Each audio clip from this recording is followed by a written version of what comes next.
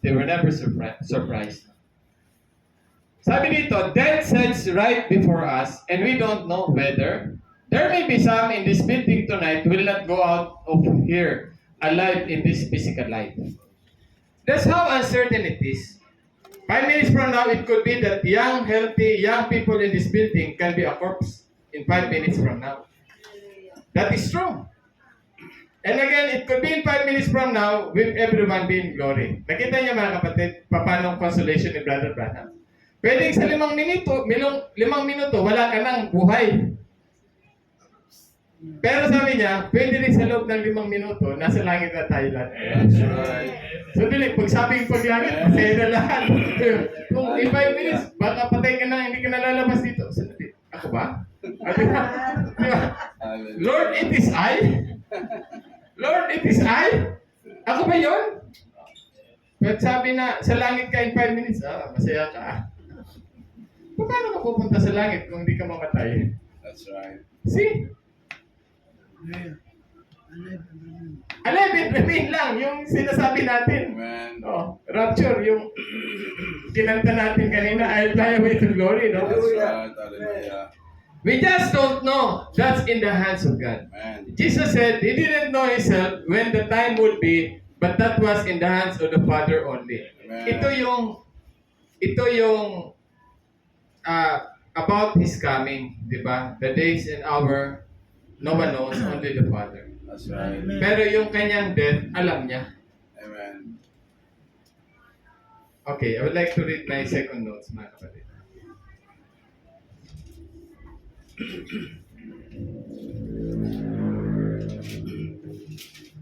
Ang ganda ng Word of God, you know. I really enjoy. Praise the Lord.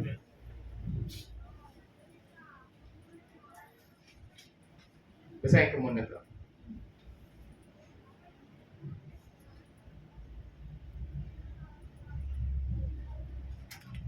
And what a consolation that ought to give to all of us to know that after this life is over, there is a life that we go into. Amen.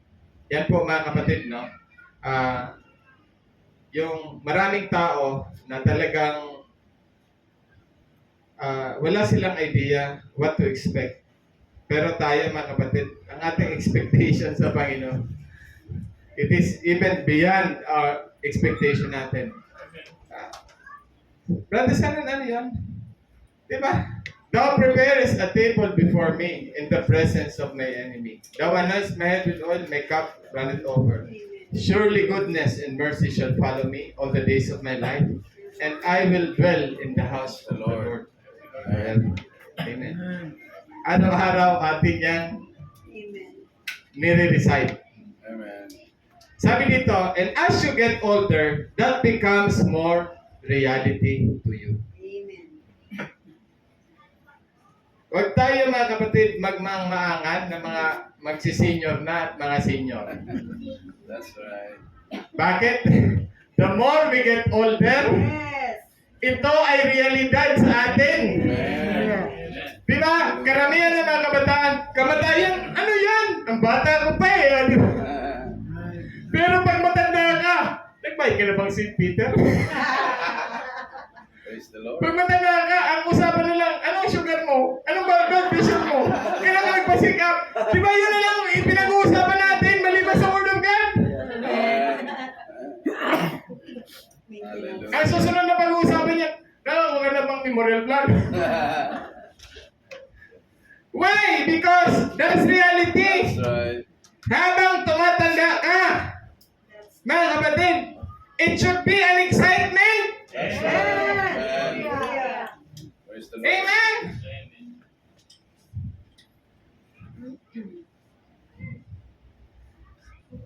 Tingnan mo mga kapatid, no? So, sa madaling sabi, yung ayaw yan pag-usapan, kayo ang mga napubuhay sa, wala sa realidad. Anong tawag doon? Nagpapantasya kayo. Yung ayaw nyo pag-usapan ito kung may matanda na kayo. You live in fantasy world if you don't talk about your transition. Amen. Kami ni Mrs. Araw-araw pinag-usapan namin yan. Sino mauna? Ikaw ba? Ikaw ba? Anong gagawin mo pag nauna ka? Katulad ng kapitbahay natin dyan, nakatuwa. So, hindi naman kasi pastor ako eh. I can go anyway. Amen. Alam naman pag-usapan namin, saan na Sumba? Saan ang senior association? Saan ang party? Oh! Nung nag-jogging mga kapatid ako dun sa Bermosa, may mga senior na duman. Ay, nakachamba ako ng Boracay! Senior na ang gagawin mo sa Boracay! Itataboy pa ang mga markets!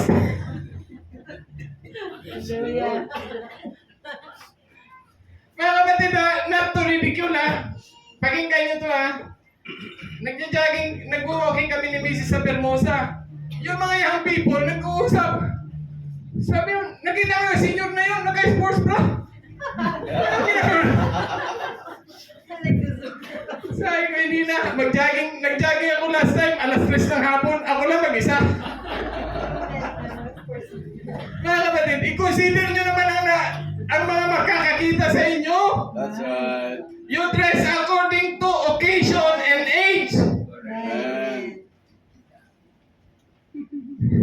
Instead na yung young people nakapag-exercise, walang ginawa mag-critic. See? What is this? Ang point nito is, ang topic na pinag-uusapan mo sometimes relative to your age and to the lifetime that is left sa iyo kung ilang taon na lang. Amen. Ano ang sasabihin nyo kung yung mga may edad na yung pinag-uusapan na yung mga topic ng kabataan? Ano ang gusto mo? Di ba? Weird eh. Sabi ng Biblia, mas mabuti pang pumunta sa lamayan kaysa sa lugar ng piyesta. That's right. As you begin to see the days of your life drawing close, then it begins to pack up closer, getting ready for what? For the great event. Amen. Praise the Lord. Mga kapatid, sabi ng iba mga pastor, ano naman piniplis ni brother sa pinagme-memorize ng scripture yung mga kapatid na. Tapos, yung great event pa. Mga kapatid, someday you will realize how true is the word of God. Amen? Naalala ko, nung si Hope ay nasa time na kukunin na siya, nakapunta na siya sa ibang dimension, tapos bigla siyang nagising, ginising. Bakit niyo pa ako ginising? Di ba? Sinabi niya kay brother, ang ganda-ganda na, bakit niyo ba ako ginising? Na-struggle siya eh. Ibig sabihin, pinasilip na sa kanya yung... Amen. Kaya minsan mga kapatid, no, kapag pumunta ka sa nakakaawa naman. Kung pwede lang magsalita, mga kapatid, mas nakakaawa ka kaysa sa akin. Lalo na kung Christian. Minsan mali ang atin pong calibration ng ating isip eh. Diba? It's continuing of, sabi niya, it's continuing of the same life in another world and in another place. Ang ganda nga. Di ba sabi ni Jesus, ano ko lang, no, sabi niya, alam mo, last supper na natin to ngayon. Anong ginawa ng mga disipulo? Nag-iyakan ba sila? Sabi niya, alam mo, malapit na akong kunin. Nag-iyakan ba sila? Hindi. Sabi niya, sige, kain tayo ngayon. Tapos sabi ni Pedro, hindi pwede. Hindi ka nila pwede kunin. Over my dead body. Sabi ni Jesus, ikaw talaga, Pedro. Alam mo ba na titilaw ang manok sa ikatlong beses mo ko i-deny?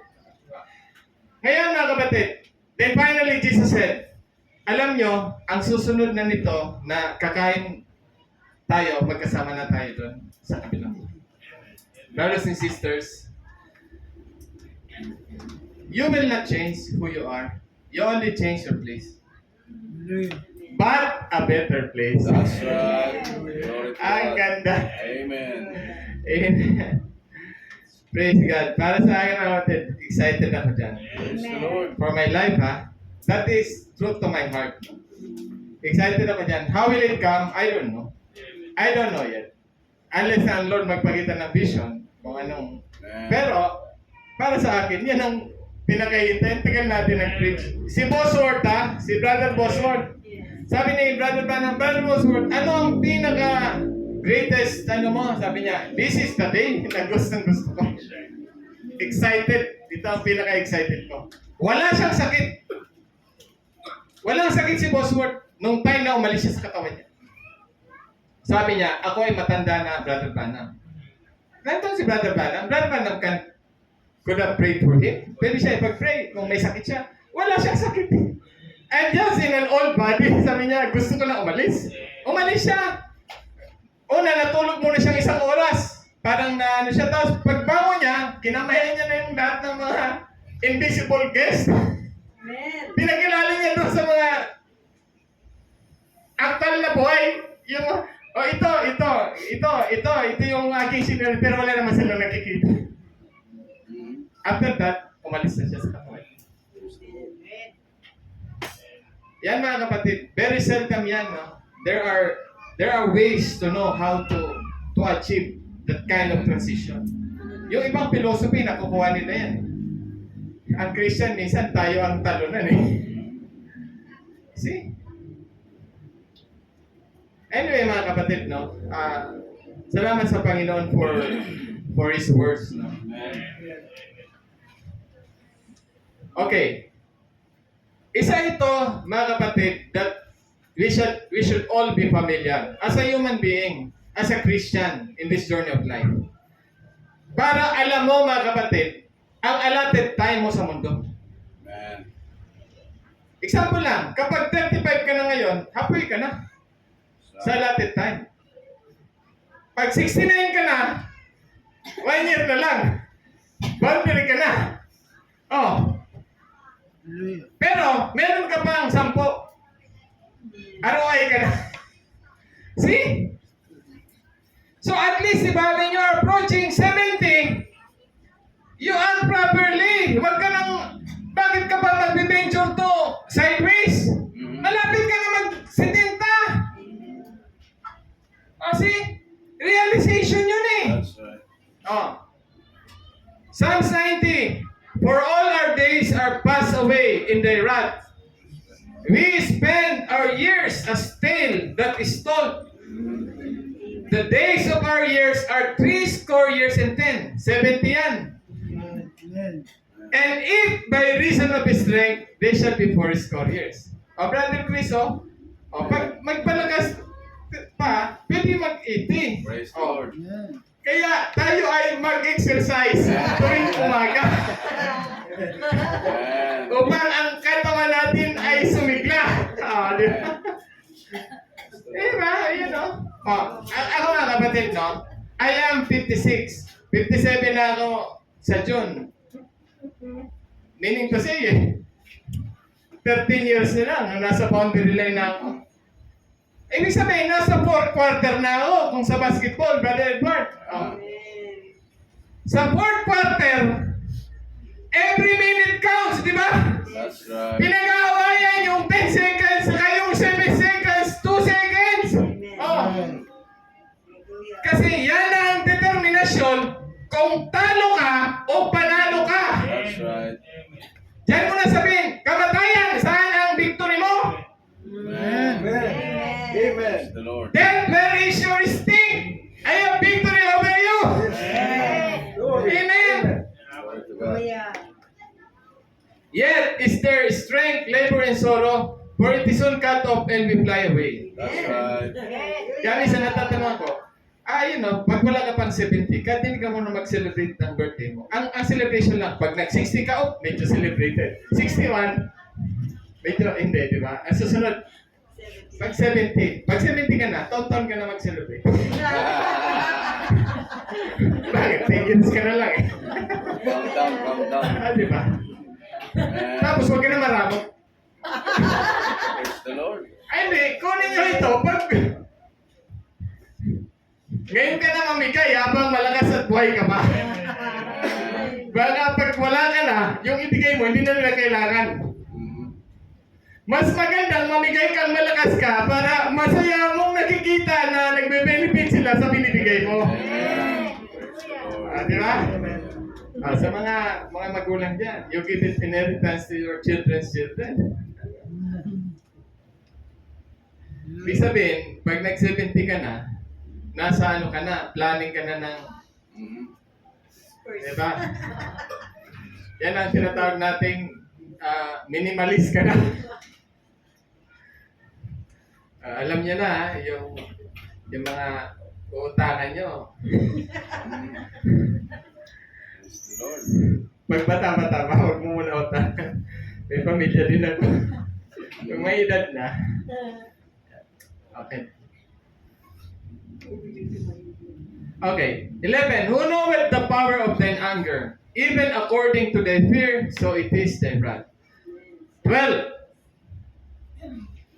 Teach us to number our days, that we may apply our hearts to wisdom. So, the more we age, mga kapatid, the more wise you make use of your time. Bilangin mo, Lord, ilang taon na lang ba ako dito? Ano pa ang hindi ko nagagawa sa kalooban mo? Ano pa ang hindi ko naaayos sa buhay ko para ayusin ko na? Hindi ba sisikaya? Sabi doon, sabi ni Propeta Isa, sabihin mo sa kanya, ayusin niya na ang sambayan niya kasi siya ay mamamatay at hindi na siya mabubuhay. Di ba? Doon siya nag-apila eh. Bigyan siya ng 15 years. Pero yan po, that's the principle of God. So, or in other words, ganun din sa atin. The more you approach 3 scoring 10, the more you begin to set things in order. That's right. Dalawa lang yan. Kung serpensin ka, the more you age, nagdi-DOM ka. Pag Christian ka, hindi. You are purer and purer as you age. Hayaan nyo na yung mga taga-sanlibutan. Total, hanggang dito lang naman sila sa lupa. And then thereafter, bahala na sila sa pupuntahan nila. Si Lord lang nakakalam. Di magpakasaya na sila. For tomorrow they die. Di ba yan yung rich man? Let us eat, drink, and be merry. For tomorrow we die.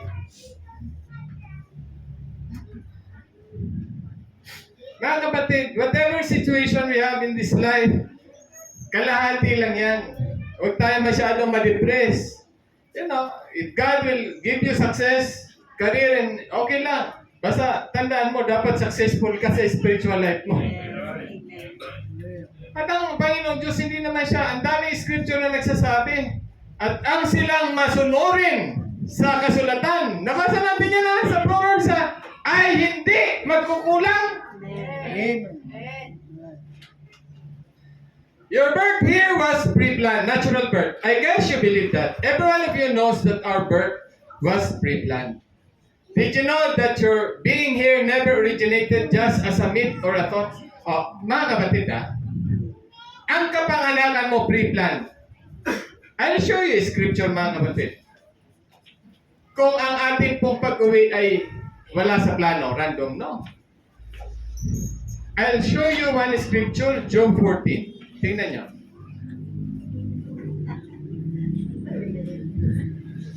Man that is born of a woman. Sino dito ang born of a woman? Lahat tayo. Amen. Praise the Lord. Is of few days and full of trouble. He cometh forth like a flower and is cut down and fleeth also as a shadow and continueth not. And thus thou open thine eyes upon such one that bringeth into judgment with thee. Who can bring clean things out of unclean? Not one. Seeing his days are determined, the number of his months. Determinado na. Sukat na ang araw mo at ang buwan mo. Right. Thou hast appointed his bounds that he cannot pass. Amen. Kung tayo ay propeta lang, you know, we can see Pag tumingin siya, nakalagay yung edad mo. 69 and 5 months and 5 days. Diba? Gawin. Determine. At sabi nun, you cannot pass. Boundary yan. That's right. Kaya kung idudugtong natin yan sa Psalms 90, we can only desire for 70 and 80, but God has an appointed time for us. Of course, Brother Van and Pitch, mga kapatid, taught about untimely death, may mga scripture kasi na nagsabi, pag masyado kang nag-i-engage sa mga delikadong bagay, napapaaga ka. Those are, sabihin na natin, hindi po yun mga rules po na these are the fixed rules no of life no. Di mo ang ano natin no ang buhay ng tao no determine ng Diyos. That's right. Bakit yan binasa? Because your natural birth is pre-planned. Alam ng Diyos kung kailan kayo papanganak. Hindi niya ba alam din kung kailan ka uwi? Di ba? So when you were born, your parents ay masaya ka din, masaya na, di ba? Dapat nga ang tao pag aalis, masaya din eh. Pag pinanganak, salamat Lord, pinanganak ka, pag namatay. Bakit namatay? Nagpapasa ka ba ng screenshot? Message believer ka ba? See? Every one of you knows that our birth was pre-planned. Did you know that your being here never originated just a myth or a thought? Hindi lang ito mga kapatid, kwento lang. I tell you brothers and sisters. Di ba? Hindi ka taong tsamba. Amen. Ang Diyos hindi nagtsatsyamba. Everything was all pre-planned by God before the foundations of the world that you will be here. The infinite God knows to be infinite, He had to know every flea and that ever be on earth and how many times it would bat His eye. Ano ba yung flea? Pulgas ba to? Ito ba yung kuto? Yes. Alam ng Diyos kung ilan ang kuto sa ibabaw ng lupa. At alam niya kung ilang beses pipikit ang mata niya. Kung may pilik mata siya. Can you imagine? Ganyan, kawais ang Diyos. So if God knew your time of coming on earth, God knew your exit. Resolve tayo mga kapatid. Amen. Amen. That's infinite.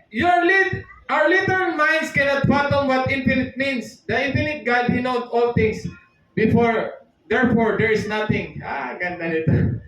Mga kapatid, there is nothing out of cater. Minsan tayo, nagmumugmog tayo. Lord, ba't nagkagulo-gulo ang mga plano ko sa buhay? Plano mo kasi. Kasi plano mo.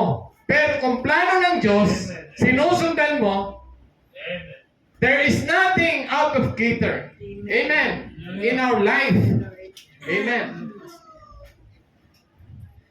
2 Timothy 2:19. Malapit na tayo magtapos mga kapatid. Nevertheless, the foundation of God standeth sure, having the seal. The Lord knoweth them that are His, and let everyone that nameth the name of Christ depart from iniquity. Kilala ng Diyos lahat ng Kanya. He knows my name. He knows my name. He knows my every thought. Ang ganda kanta yan. Jeremiah 1:4-5.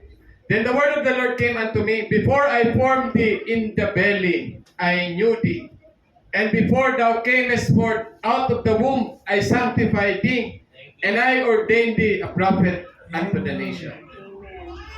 Remember, there is nothing out of cater. The great omnipotent God knows just exactly before the foundations of the world that we would sit here tonight, this morning. If He's infinite, He has to. So He can't be infinite without knowing all things. Mga kapatid, Huwag nating isipin na walang nag-iisip sa atin. Yan na. He cared for you. He cared for me. Through sunshine or shadow, He cared for us. Amen. Amen. So, I would like to read dito mga kapatid yung notes ko sa 3. I'm about to close. So, instead of looking for answer,